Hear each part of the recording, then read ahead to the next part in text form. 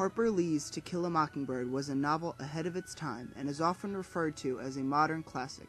It was published in 1960, right before the peak of the Civil Rights Movement, and takes place during the Great Depression of the 1930s. The novel follows the story of the Finch family, made up of Atticus the father, Jem the brother, and Scout the daughter. Atticus is a prominent lawyer in the town of Macomb, Alabama, and is asked to defend Tom Robinson, a black man who is accused of rape by Mayella Ewell, a lower-than-low white trash girl. The trial is through the perspective of children who see the injustice, segregation, and prejudice in the South during the 1930s. The film is an accurate representation of the treatment of African Americans at the time, but also has some historical inaccuracies which will be discussed further. To become better acquainted with the town of Macomb, listen to Scout, the narrator, describe her childhood home in a film version of the story. Macomb was a tired old town, even in 1932 when I first knew it. Somehow it was hotter then. Men's stiff collars wilted by 9 in the morning. Ladies bathed before noon, after their 3 o'clock naps. And by nightfall were like soft tea cakes with frostings of sweat and sweet talcum.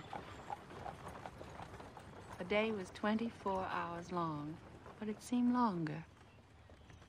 There was no hurry, for there was nowhere to go, nothing to buy, no money to buy it with, although Macomb County had recently been told that it had nothing to fear but fear itself.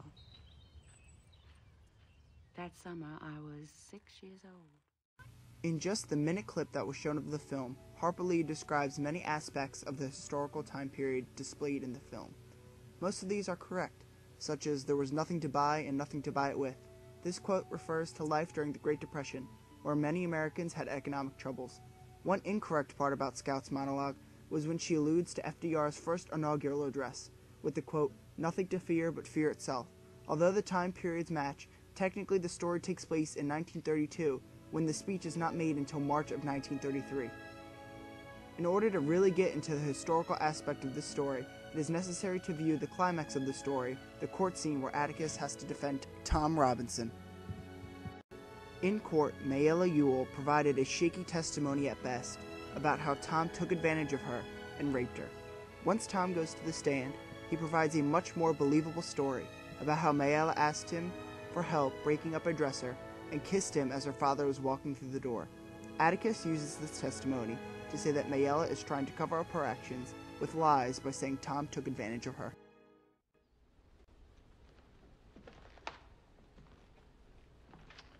I have nothing but pity in my heart for the chief witness for the state. She is the victim of cruel poverty and ignorance. But my pity does not extend so far as to her putting a man's life at stake, which she has done in an effort to get rid of her own guilt. Now I say guilt, gentlemen, because it was guilt that motivated her. She's committed no crime. She has merely broken a rigid and time-honored code of our society. A code so severe that whoever breaks it is hounded from our midst, is unfit to live with. She must destroy the evidence of her offense. But what was the evidence of her offense? Tom Robinson, a human being. Atticus calls out Macomb for their maltreatment of African Americans. The people in the court scene alone depict the segregation present at the time. No women were in the jury, and all blacks were forced into the balcony to view the trial. Once the jury leaves to reach a verdict, it takes a long time, which is a good sign for Tom. However, they decide that Tom is guilty of raping Mayella. Although the verdict was unjust, the African American community in Macomb respects Atticus for being just and fair. No other lawyer could have made a white male jury think that long about a verdict for a black man. Overall, To Kill a Mockingbird is very historically accurate with racism in the South. The court scene alone is why Harper Lee's novel is on so many college and high school reading lists, and many banned book lists as well. This unjust social code is best viewed through a child's eyes, and it shines a bright light on a dark sector of America's past.